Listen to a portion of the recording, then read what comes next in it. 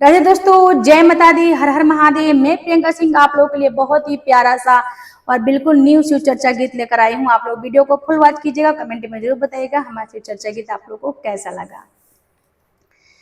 ए गौरा कावन गुनवा बाटे तोहरा भोला में, चर्चा होला टोला टोला में। ए गौरा कावन गुनवा बाटे तोहरा भोला में, चर्चा होला टोला टोला में।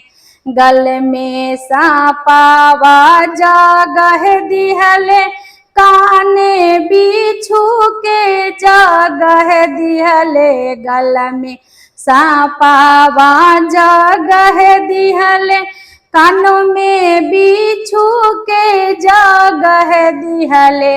सखी हो है गुनवा बाड़े हमरा भोला में, चर्चा होला टोला टोला में।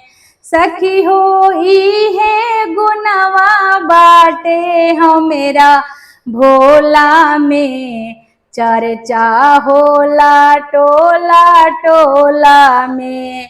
ए गौरा कावन गुनवा बाटे तोहरा भोला में, चर्चा होला टोला टोला में।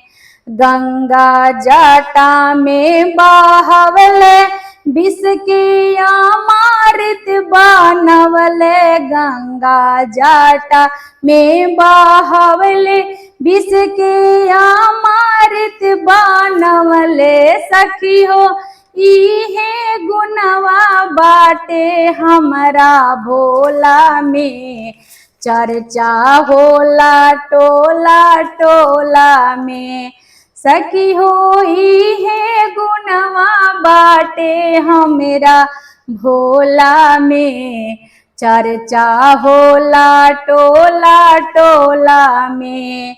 अंधक आँख देई दिहले, कोड़िया के काया देई दिहले। अंधक आँख देई दिहले, कोड़िया के काया देई दिहले। सखी होई है गुनवा बाटे हमरा भोला में, चर्चा होला टोला टोला में।